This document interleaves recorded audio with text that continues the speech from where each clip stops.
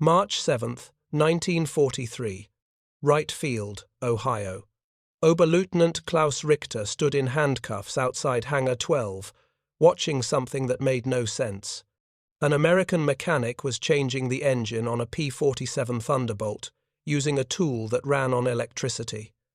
The tool spun faster than any human hand could turn a wrench. It removed bolts in seconds that would take a German mechanic 5 minutes each with a hand tool. Richter counted. 18 bolts holding the engine cowling. The American removed all 18 in less than 3 minutes.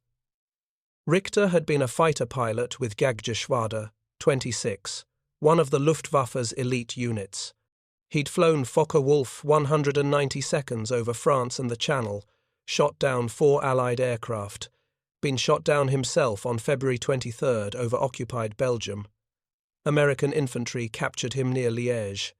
Now he was a prisoner of war, being processed through Wright Field before transfer to a permanent camp.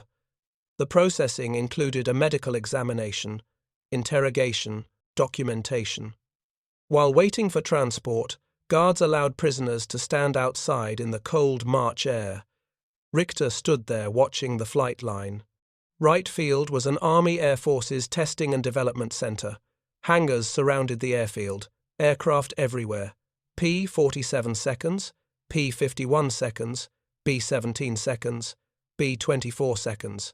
Mechanics worked on dozens of planes simultaneously. The noise was constant, electric motors whining, metal on metal, engines being tested, aircraft taxiing. But what struck Richter wasn't the noise. It was the speed. Everything happened fast. Too fast.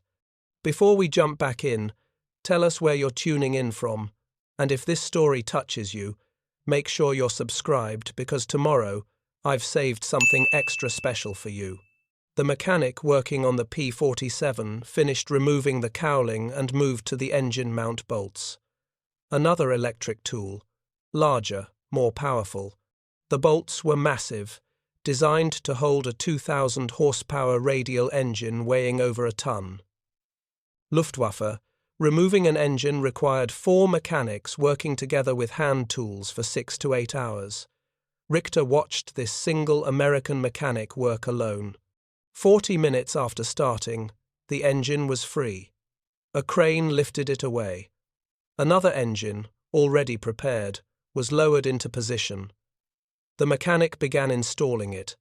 Richter had maintained his own aircraft before the war, back when he was training at flight school in 1939. Every Luftwaffe pilot received basic maintenance training. You needed to understand your machine. The training emphasized precision, care, proper procedure. Tools were hand-operated. Wrenches, ratchets, screwdrivers. Everything required muscle power and time. The philosophy was quality over speed. An aircraft properly maintained with careful handwork would be reliable. Rushing maintenance caused mistakes. Mistakes killed pilots. The American philosophy appeared completely different. Speed over precision. Electric tools that worked so fast you could barely see the mechanic's hands moving. Multiple mechanics working simultaneously on different aircraft. Assembly line efficiency applied to maintenance operations. It looked chaotic. It looked wrong. But it worked. Richter could see it working. He counted aircraft on the flight line. 47 fighters visible from where he stood. Probably more in the hangars he couldn't see. Every aircraft looked operational. No obvious damage, no missing parts, no signs of neglect. The Americans were maintaining a massive fleet of aircraft using methods that seemed crude compared to German standards. And they were maintaining them faster than the Luftwaffe maintained half as many planes. One of the guards, a corporal from Indiana, noticed Richter watching. The guard spoke some German. Had been asking prisoners questions about Luftwaffe aircraft all morning. He walked over and asked Richter what he found so interesting. Richter pointed to the mechanic with the electric wrench. He asked in broken English what the tool was called. The guard said it was an impact wrench. ran on compressed air and electricity, could remove or install bolts in seconds. Every maintenance crew had them. Standard equipment. Richter asked if German mechanics didn't use them. Richter shook his head. The guard looked surprised. He asked how German mechanics removed engine bolts without power tools. Richter explained. Hand wrenches, socket sets, ratchets, everything manual. The guard said that sounded slow. Richter agreed. It was slow, but it was precise. The guard shrugged and said American mechanics were precise too, just faster. That conversation stayed with Richter. Faster and precise. The two qualities weren't supposed to go together. Speed caused errors. Precision required time. Every German mechanic knew this. It was fundamental to Luftwaffe maintenance doctrine. Yet here were American mechanics working at speeds that should produce sloppy results. And the aircraft were, flying combat missions without falling apart. Later that day, during interrogation, Richter asked his American questioner about maintenance procedures. The interrogator, a captain from Army Air Force's intelligence, seemed confused by the question.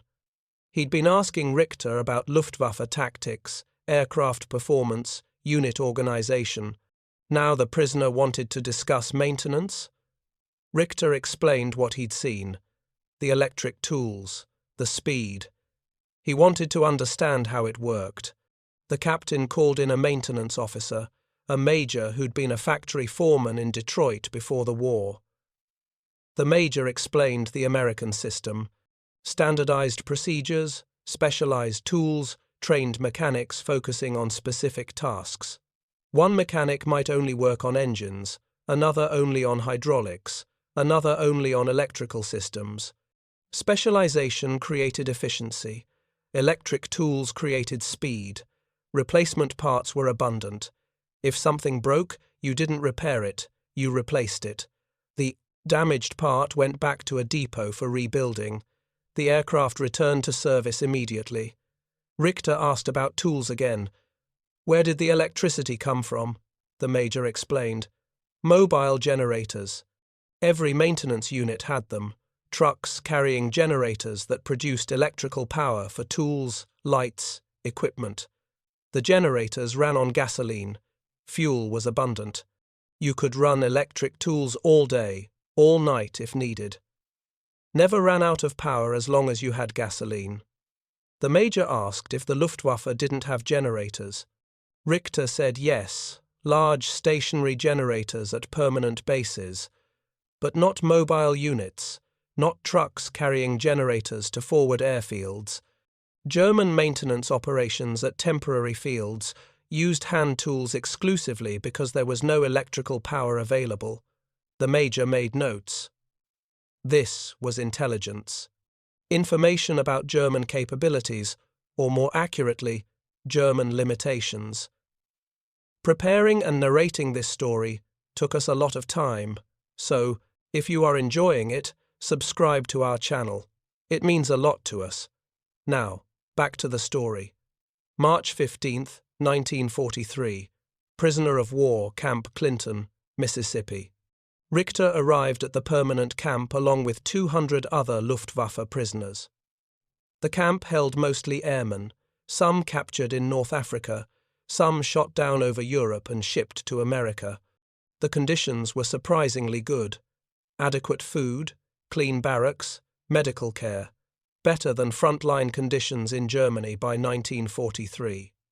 The camp was near Clinton Army Airfield.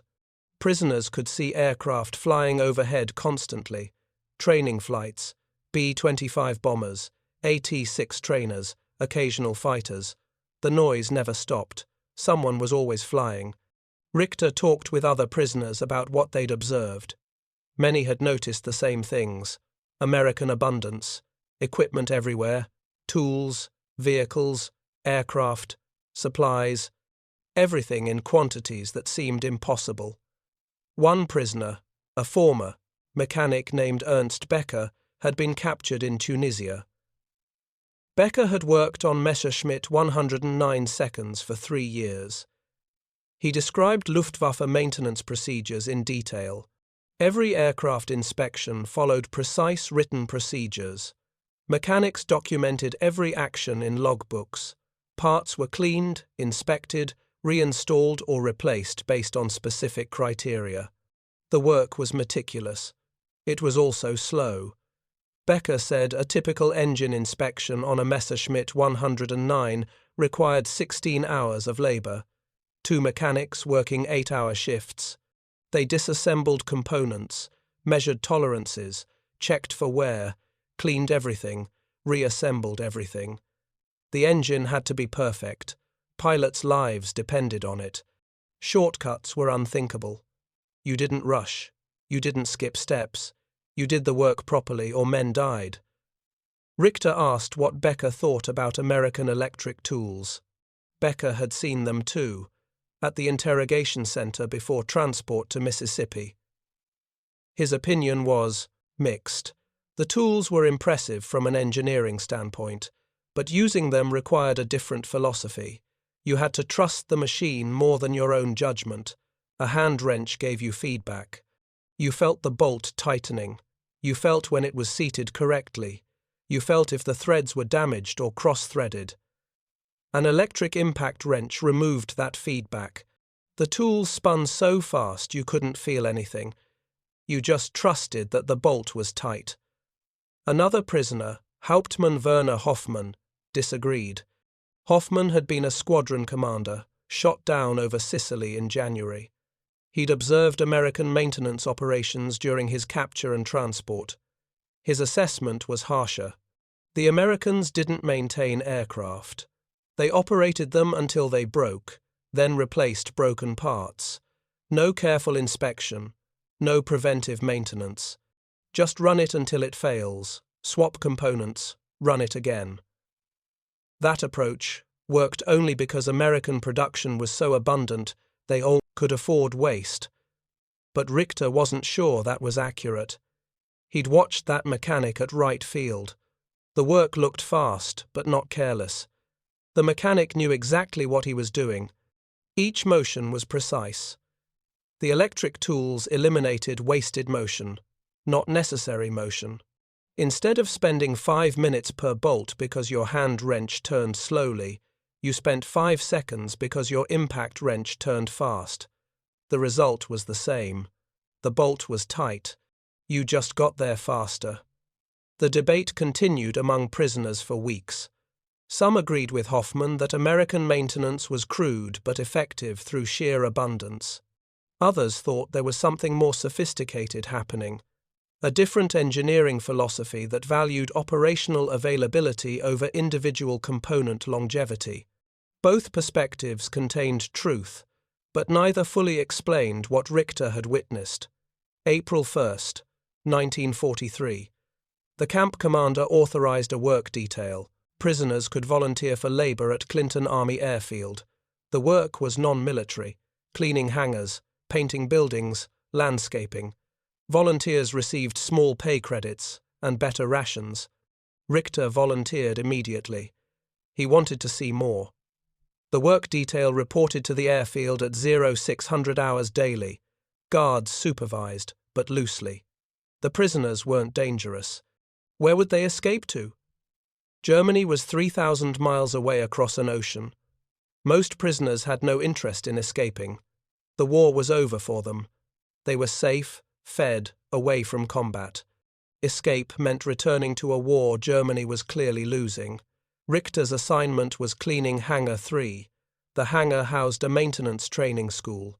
Student mechanics learned on actual aircraft that had been damaged or retired from service. Instructors taught standardized procedures. Richter cleaned floors, emptied trash, wiped down workbenches.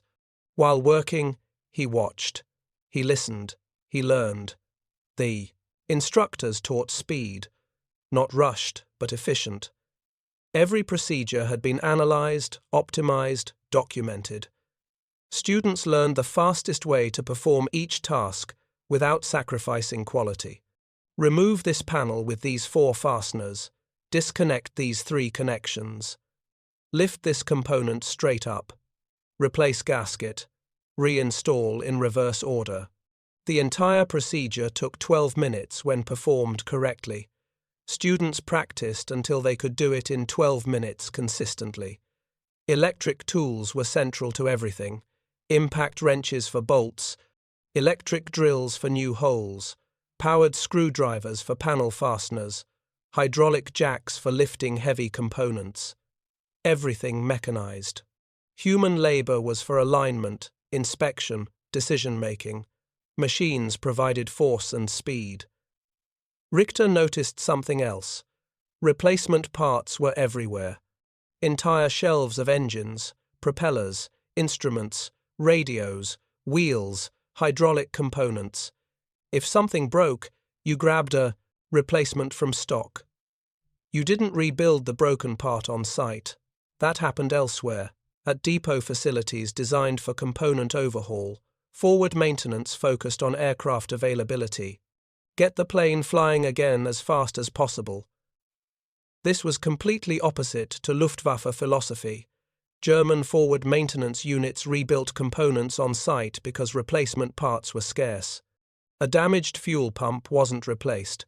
It was disassembled, cleaned, inspected, repaired if possible, reinstalled.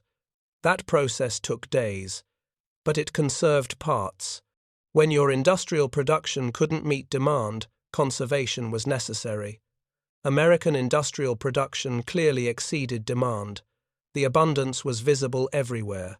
Crates of spare parts, barrels of lubricants, stacks of tires, shelves of tools, everything in quantities that suggested unlimited supply. And maybe it was unlimited. America's factories were safe from bombing.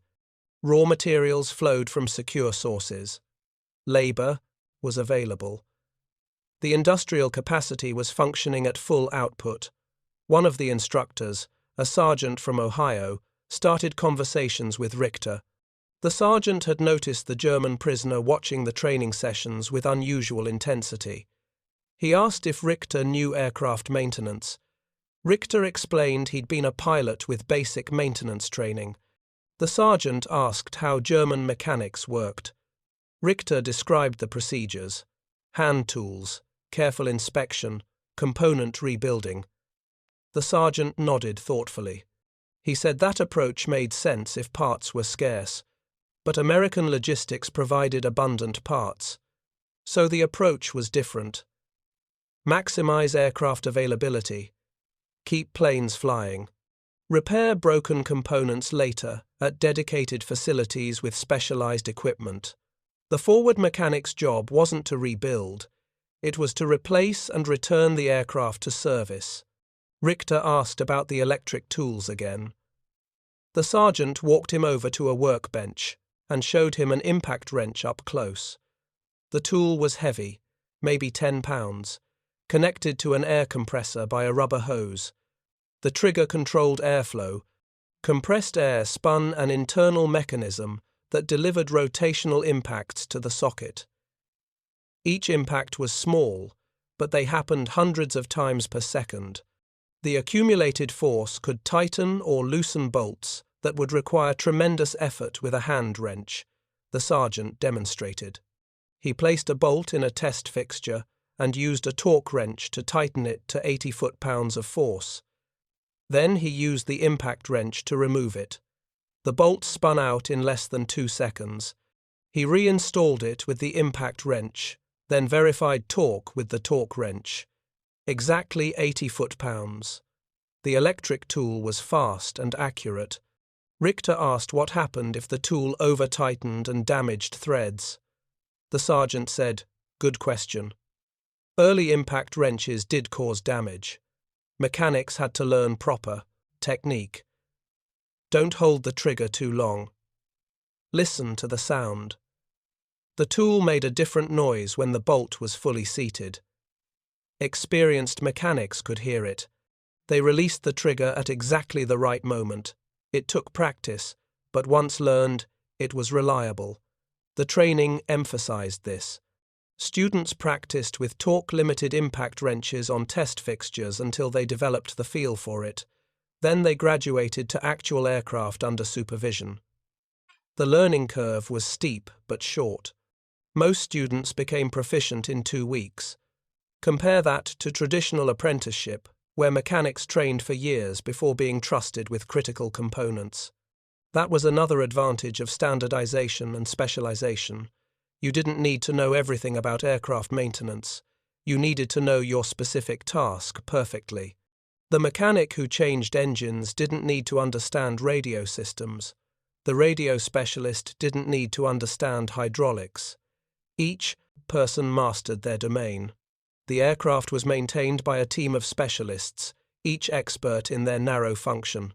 German maintenance philosophy was different. Mechanics were generalists. You learned all systems. You could work on engines, hydraulics, electrical, airframe, anything. That created flexible, knowledgeable mechanics. But it also meant longer training, slower work, less specialization. Each approach had advantages. The German approach produced better individual mechanics. The American approach produced better aggregate productivity. And in total war, productivity mattered more than individual skill. May 12, 1943. Richter had been working the hangar detail for 6 weeks. His English had improved. His understanding of American maintenance operations had deepened. He'd watched hundreds of procedures, talked with dozens of mechanics and instructors, observed the entire system functioning. The conclusion was inescapable. American aviation maintenance was fundamentally different from German practice, not just in tools but in philosophy. The Luftwaffe treated each aircraft as a precision instrument, requiring careful individual attention. Americans treated aircraft as replaceable components in a larger system. Neither approach was wrong. They reflected different industrial realities. Germany had limited production capacity and had to maximize the lifespan of each airframe. America had massive production capacity and could afford to operate aircraft harder, accept higher attrition, replace losses from continuous output. One afternoon, an instructor named Lieutenant Morrison asked Richter to help demonstrate something to students. Morrison had learned that Richter was a trained pilot and mechanic. He wanted to show students how German maintenance differed from American practice. Richter agreed. Morrison set up a comparison. He gave Richter a damaged fuel pump from a P-47 and a set of hand tools. Standard German toolkit.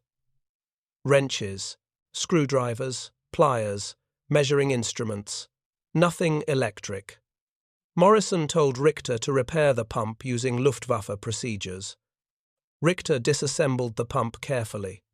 Each component was cleaned, inspected, measured against specifications. The damage was a worn bearing and a cracked seal. In the Luftwaffe, you would replace those specific parts if available. If not available, you would attempt field repairs, machine a new bearing from stock material, fabricate a seal from gasket material, make it work with available resources. The entire process would take 6 to 8 hours for an experienced mechanic. Morrison then showed students the American approach. Take the damaged pump, throw it in a crate marked for depot rebuild. Grab a replacement pump from stock, install it on the aircraft. Total time, 20 minutes. The aircraft returns to service today. The damaged pump goes to a specialized depot where technicians with proper machine tools and replacement parts rebuild it properly. That rebuilt pump goes back into stock for the next replacement cycle. The students saw immediately why the American approach was faster.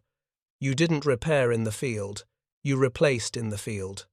Repairs happened at depots designed for that purpose. Forward maintenance focused exclusively on aircraft availability, keep planes flying. Everything else was secondary. But one student asked the obvious question: what if you run out of replacement parts? What if the depot can't keep up with demand? What if supply lines are disrupted? Morrison's answer was blunt. That doesn't happen. American logistics ensure parts availability. Production exceeds consumption. Depots maintain reserve stocks. Supply lines are redundant and protected. The system is designed so forward units never run out. Richter knew that answer revealed everything. American logistics functioned so reliably that maintenance procedures could assume infinite parts availability.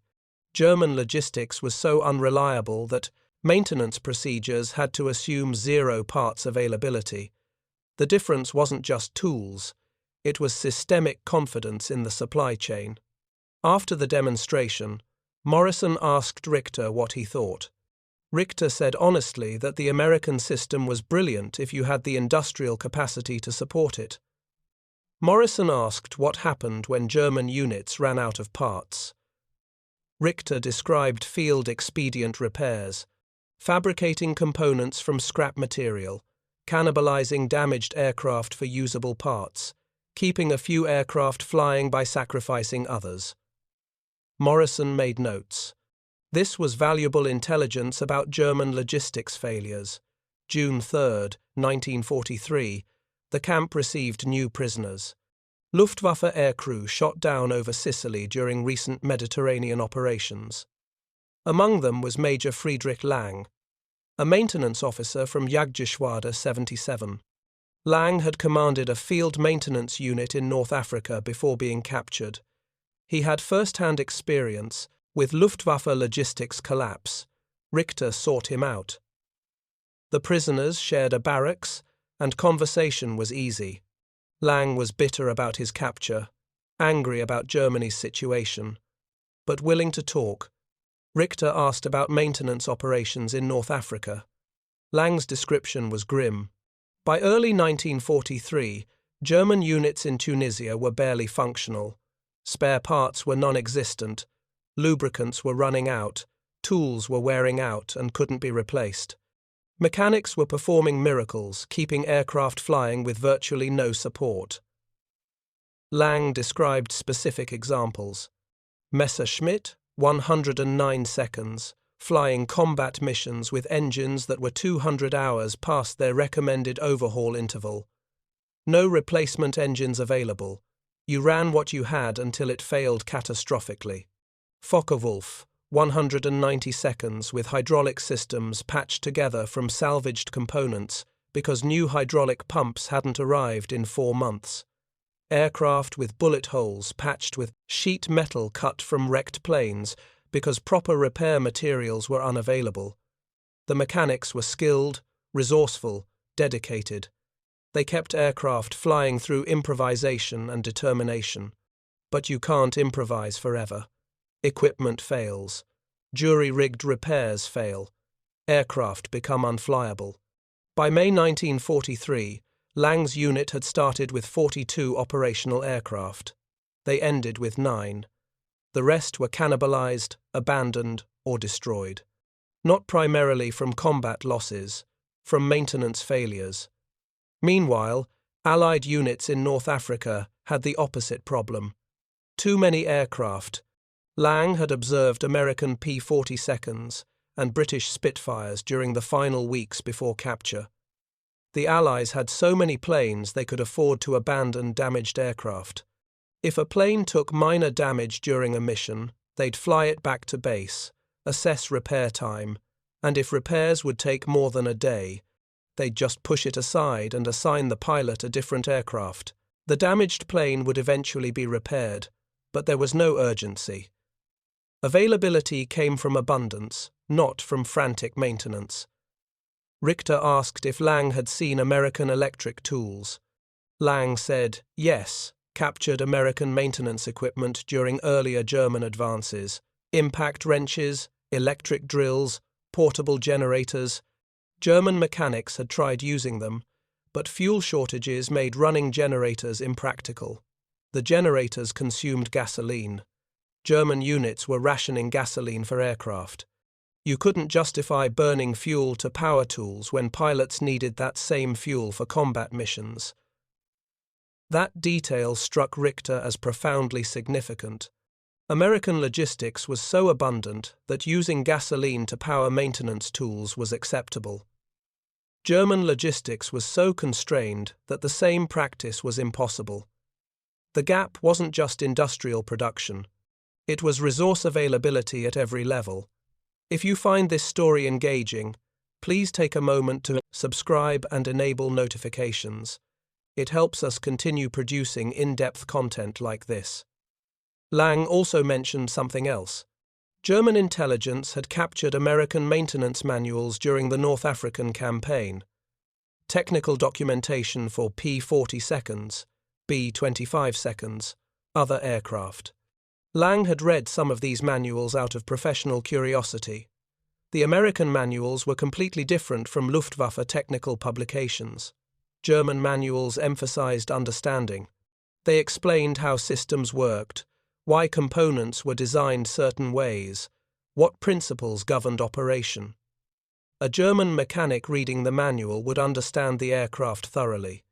American manuals emphasized procedure. Step 1, do this. Step 2, do this.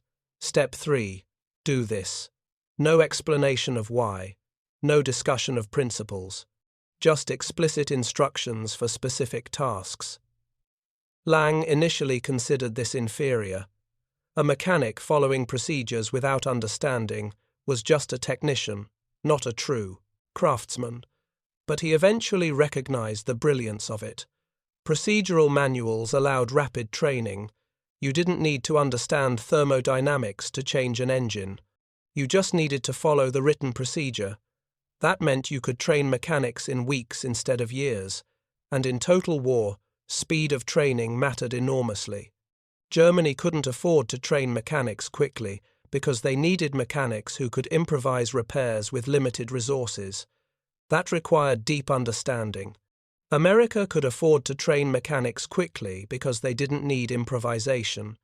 They needed procedure following. Follow the manual, use the proper tools, install the replacement part. No creativity needed, just consistency. July 15, 1943. The work detail expanded. Prisoners were now allowed to perform basic maintenance tasks under supervision. Nothing critical, cleaning parts, painting, organizing tool rooms, but it gave prisoners closer access to American operations. Richter volunteered immediately. He was assigned to the parts warehouse. His job was organizing stock, rotating inventory, cleaning shelves. While working, he observed the logistics system. Parts arrived constantly. Trucks delivered crates from depots. Crates were unpacked, contents logged, items placed in designated locations. When mechanics needed parts, they submitted requisitions. The warehouse issued parts from stock. Empty stock positions triggered automatic reorders. The system was simple but effective. It relied on three things: abundant production, reliable transportation, accurate documentation. All three were functioning perfectly. Richter never saw the warehouse run out of any common part. Sometimes specific items were temporarily out of stock, but replacements arrived within days. The supply chain was resilient. He compared this mentally to Luftwaffe logistics. German parts supply was centralized and rigid. Forward units submitted requisitions through official channels. Requests went to regional depots, then potentially to central depots, then possibly to factories. Response time was weeks or months, and often the answer was simply unavailable. Production couldn't meet demand. Depots were empty. You made do without. One day, a mechanic came to the warehouse requesting an engine. Not engine parts, an entire replacement engine for a P-47. The warehouse supervisor checked inventory, walked to the engine storage area, pointed to one of 47 engines in stock, and said, "Take that one." The mechanic and his crew loaded the engine on a trailer and hauled it to their aircraft. Total time from request to issue, 11 minutes. Richter asked the supervisor how many engines they kept in stock. The supervisor checked his log. 47R 2,800 engines for P-47 seconds, 31 Allison V-1000, 710 engines for P-40 seconds, 26 Merlin engines for P-51 seconds, plus miscellaneous other types. The supervisor explained that stock levels were calculated based on consumption rates. If they issued 10 engines per month on average, they maintained stock for 3 months of consumption. That provided buffer against supply disruptions. Richter asked what happened to the damaged engines they replaced. The supervisor said they went to the depot for rebuild. Some could be repaired and returned to service. Some were too damaged and got scrapped. But that was the depot's problem. The field warehouse just maintained stock for forward maintenance. This conversation crystallized something for Richter. The American system worked because it separated different functions. Production happened in factories. Heavy repair happened at depots. Forward maintenance only did replacement and return to service. Each element focused on what it did best. The system was efficient because it was specialized. German logistics tried to do everything everywhere. Forward units were supposed to repair components because sending them back to depots was too slow and unreliable. Depots tried to manufacture parts when factory production fell short. Factories tried to repair damaged equipment returned from the field. Every element was doing tasks it wasn't designed for, and all of it was inefficient. August 8, 1943. Richter had been a prisoner for 5 months. His understanding of American industrial capacity had evolved from observation to comprehension. The electric tools were symbols of something larger. They represented an industrial system that had mechanized everything possible, standardized everything practical, and produced everything in abundance. Germany had attempted mechanization, but partially. Electric tools existed in German factories and major air bases. But field units relied on hand tools because electricity wasn't available at forward positions, and generators were too valuable to dedicate to powering wrenches. Germany had attempted standardization, but incompletely. Different aircraft types used different parts, even when they performed identical functions. That complicated logistics and slowed maintenance. Germany had attempted mass production, but insufficiently. Factories produced aircraft at impressive rates compared to peacetime, but not compared to American wartime output. And German production was declining under Allied bombing, while American production was still increasing. A prisoner named Oberleutnant Josef Kramer arrived at the camp in early August. Kramer had been shot down over Hamburg during the July bombing raids. He'd witnessed the raids firsthand before his fighter was hit by a B-17's defensive fire. Kramer described the raids in detail. Hundreds of bombers, wave after wave. The Luftwaffe threw everything available at them. German fighters shot down dozens of bombers, but more kept coming. The losses didn't matter to the Americans. They had replacement aircraft, replacement crews, replacement everything. Kramer said something that stayed with Richter. He said the Luftwaffe was fighting, a war of attrition. It couldn't win. Every German fighter lost was a fighter that might not be replaced for weeks. Every German pilot killed was a pilot whose training had taken 2 years. Every German aircraft destroyed represented scarce aluminum, scarce rubber, scarce electronics. Meanwhile, American losses were replaced immediately from production that never slowed. The Americans were using quantity as a quality all its own. Their individual aircraft weren't necessarily superior to German designs. The P-47 was a good fighter but not dramatically better than the Focke-Wulf 190. The B-17 was a capable bomber but not invincible. But American numerical superiority was so overwhelming that individual quality comparisons became irrelevant. 10 P-47 seconds could overwhelm 3 Focke-Wulf, 190 seconds through sheer numbers, even if the German aircraft were technically superior. And those numbers were sustained by industrial capacity that Germany couldn't match. Factories in America produced aircraft, faster than Germany could shoot them down. Logistics delivered those aircraft to Europe efficiently. Maintenance kept them flying at high availability rates. The entire system was designed for sustained high-intensity operations, and it was working exactly as designed. September 23, 1943. The camp received a technical publication through official channels, a captured German document that American intelligence had translated and distributed to training facilities. The document was a Luftwaffe technical manual on field maintenance procedures for the Messerschmitt 109G. Camp authorities allowed prisoners to read it as a morale gesture. Richter read it completely in 2 days. The manual was comprehensive, detailed, exactly what he remembered from his training. It explained every system thoroughly: engine operation, fuel delivery, hydraulic controls, electrical systems, weapons, everything. The text assumed the reader would need to understand principles, because field conditions might require improvised solutions. There were sections on emergency repairs, substitute materials, alternative procedures when proper parts weren't available. That last category was telling. An entire chapter titled Field Expedient Repairs in Absence of Standard Components. The chapter described how to fabricate temporary fuel lines from available tubing, how to manufacture gaskets from leather or rubber scraps, how to repair damaged propeller blades using hand tools and scrap aluminum, how to bypass damaged electrical components. The manual explicitly acknowledged that proper parts might not be available and mechanics would need to improvise. Richter compared this mentally to American manuals he'd observed at the training hangar.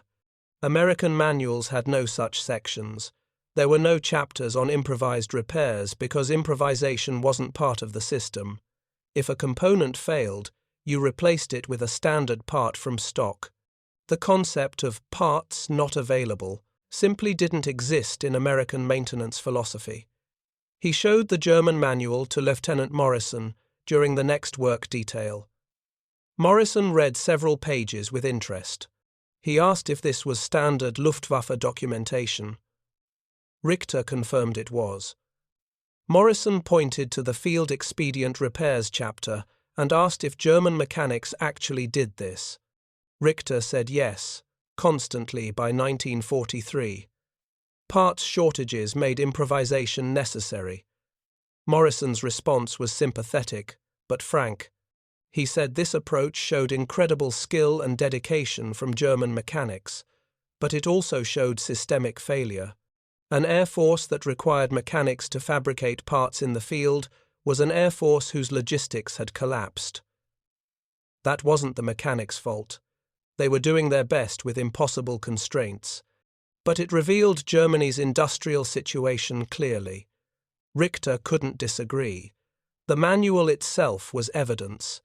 It had been written before the war when German logistics still functioned relatively well. But even then, planners anticipated parts shortages severe enough to require field fabrication. That anticipation had proven accurate. By 1943, improvisation was the norm, not the exception. Morrison asked another question. He asked how long a Messerschmitt 109 could remain operational under field conditions with proper maintenance but no replacement parts. Richter considered this carefully. A well-maintained 109 with no parts supply would gradually deteriorate. Engine oil consumption would increase. Hydraulic seals would wear. Electrical connections would corrode. Small problems would accumulate. Eventually, critical components would fail beyond field repair capability. Maybe 300 flying hours under combat conditions. Maybe 400 if the crew was exceptionally skilled and lucky. Morrison said American fighters under similar conditions would last maybe 100 hours before grounding. But that scenario never occurred because parts supply never failed. The system was designed so aircraft didn't operate without parts support. And if parts supply somehow did fail, The American approach would be to abandon the aircraft and withdraw to where logistics functioned. They wouldn't attempt to keep planes flying through improvisation. That difference was fundamental. German doctrine assumed logistics would fail and trained personnel to cope with failure. American doctrine assumed logistics would succeed and designed operations around that assumption. The American assumption was correct because their industrial and logistical systems actually did succeed. The German assumption was also correct because their systems actually did fail. October 17, 1943. Prisoners listened to news of the war on a radio the camp commander allowed in the recreation hall. The reports described massive American bomber raids on Germany. Schweinfurt and Regensburg had been hit hard in August. Now the bombers were ranging across Germany, hitting ball-bearing factories, aircraft plants, oil refineries, rail yards. The Luftwaffe was defending desperately, shooting down dozens of bombers per raid. But the raids continued. American losses didn't stop the offensive. Richter and other prisoners discussed the strategic situation. Some still believed Germany could win through superior tactics and fighting spirit. Others recognized the material reality. One prisoner, Hauptmann Otto Becker, had been an intelligence officer before capture. Becker had seen production figures, logistical assessments, strategic analyses. His view was unambiguous. Germany had already lost. The outcome was determined. Only the timeline remained uncertain. Becker explained his reasoning. Germany's aircraft production in 1942 was approximately 15,000 aircraft. American production that same year was 47,000. Soviet production was 25,000. Germany was outnumbered 5-1 by two enemies simultaneously. Even if German aircraft were qualitatively superior, which was debatable, the numerical disparity was insurmountable, and the gap was widening. American production was increasing. New factories were coming online. Worker productivity was improving through mass production techniques. By 1944, American output might reach 75,000 aircraft annually or more. German production was constrained by bombing, raw material shortages, labor shortages. Output would likely decline, not increase. Richter asked about German jet aircraft development. Everyone had heard rumors of revolutionary new designs that would restore German air superiority. Becker dismissed this. Yes, Germany was developing jet fighters. The Messerschmitt 262 showed promise. But developing a prototype and mass-producing a reliable aircraft were completely different challenges. Germany lacked the industrial capacity for rapid mass production of complex new designs. By the time Me-262 seconds were operational in significant numbers, the war would be decided. And even if Germany somehow produced thousands of jet fighters, the logistical system couldn't support them. Jet engines consumed fuel at much higher rates than piston engines. They required specialized maintenance. They needed frequent overhauls. Germany's logistics struggled to support conventional aircraft. Advanced jets would overwhelm an already failing system. Another prisoner, Lieutenant Hans Weber, asked the obvious question. If the situation was hopeless, why did Germany continue fighting? Becker's answer was political, not military. The Nazi regime couldn't admit defeat. Surrender meant trials for war crimes, occupation, dismemberment of Germany. The leadership would fight to the end because they had no acceptable alternative. The military would continue fighting because orders came from the top, and refusing orders meant execution. But individual soldiers could see reality. They knew the war was lost. They fought anyway because they had no choice. Morale was sustained by propaganda, discipline, and the fact that Allied unconditional surrender demands left no room for negotiation. You fought until you were killed or captured. Those were the only options. This conversation depressed Richter deeply. He'd been a loyal Luftwaffe officer, believed in his mission, trusted his leadership. Now, sitting in a Mississippi prison camp, watching American industrial might function effortlessly, he understood that everything he'd fought for was doomed from the start. Germany had started a war it couldn't win against opponents with superior resources. The outcome had been predetermined by industrial capacity. November 30th, 1943. Winter in Mississippi was mild compared to German winters, but still cold enough that outdoor work details were reduced. Richter spent more time in the barracks, reading, talking with other prisoners, thinking about the future. The future seemed bleak. Germany would lose. That was certain now.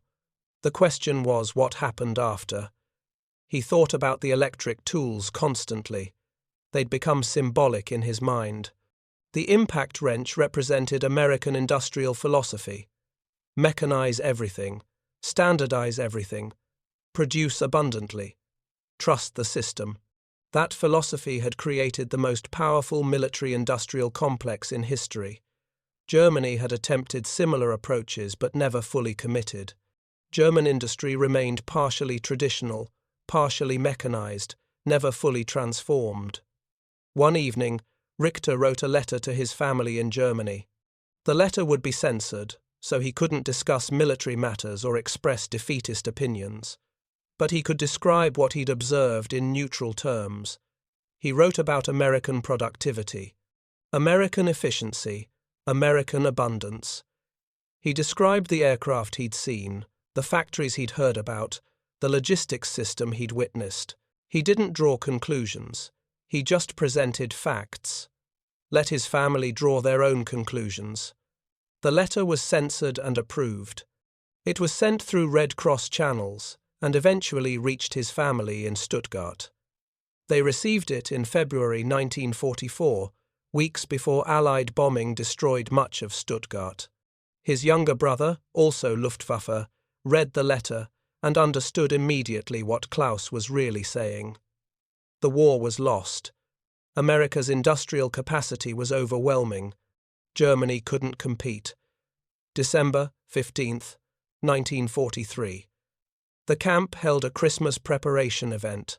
Prisoners were allowed to make decorations, write letters home, attend religious services. The mood was somber. This was the second Christmas of captivity for some prisoners, the first for others. All knew they wouldn't be home for Christmas. Many suspected they'd never see Germany again, either because they'd remain prisoners for years or because Germany itself might not survive the war intact. Richter attended a Catholic service led by a German-speaking priest from a local church. The priest spoke about hope, faith, redemption.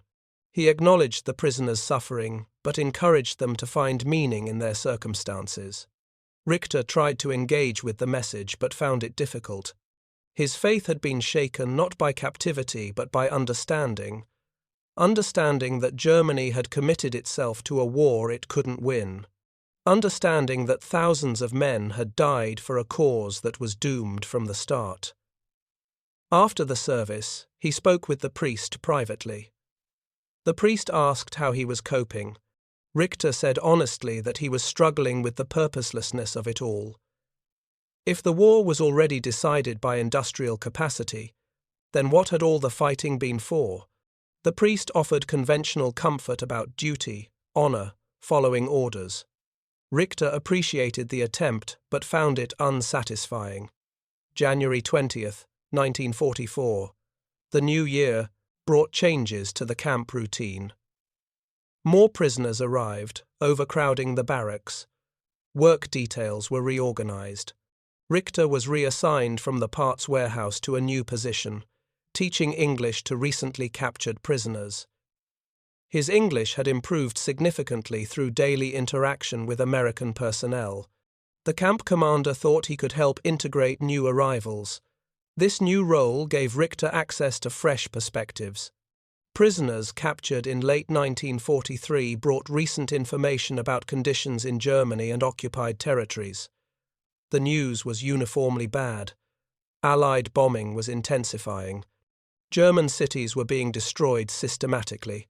Industrial production was declining, civilian morale was collapsing, rationing was severe, the Eastern Front was deteriorating, Soviet forces were advancing. One newly arrived prisoner, Feldwebel Kurt Schneider, had been a maintenance technician at an aircraft factory near Munich.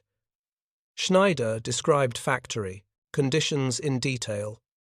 The plant produced Messerschmitt 109 seconds, had been bombed 3 times in 1943. Each bombing reduced production for weeks. Repairs were made, production resumed, then another raid. The cycle was relentless. Schneider said the factory had attempted to implement American mass production techniques, assembly line methods, specialized workers, standardized procedures, but it never worked properly. Parts quality was inconsistent. Suppliers delivered components late or not at all. Workers were inexperienced because skilled workers had been conscripted for military service. Replacements were women, elderly men, foreign laborers, none with proper training. The factory tried using electric tools to increase productivity. They installed generators, purchased impact wrenches and electric drills. But electrical power was unreliable. Allied bombing had damaged the power grid. The factory generator broke down frequently, and replacement parts took months to arrive. Workers often reverted to hand tools because the electric tools weren't operational. Richter asked if the factory had compared their productivity to American aircraft plants. Schneider said yes. German industrial planners had studied American methods extensively. They knew American factories produced aircraft much faster. AB-17 required approximately 30,000 man-hours from start to finish at Boeing's Seattle plant. A Messerschmitt 109 required approximately 15,000 man-hours at the Munich factory. The German aircraft was smaller and simpler, yet required half the labor time Americans needed for a much larger bomber. The disparity wasn't German inefficiency. It was the difference between partially mechanized production and fully mechanized production.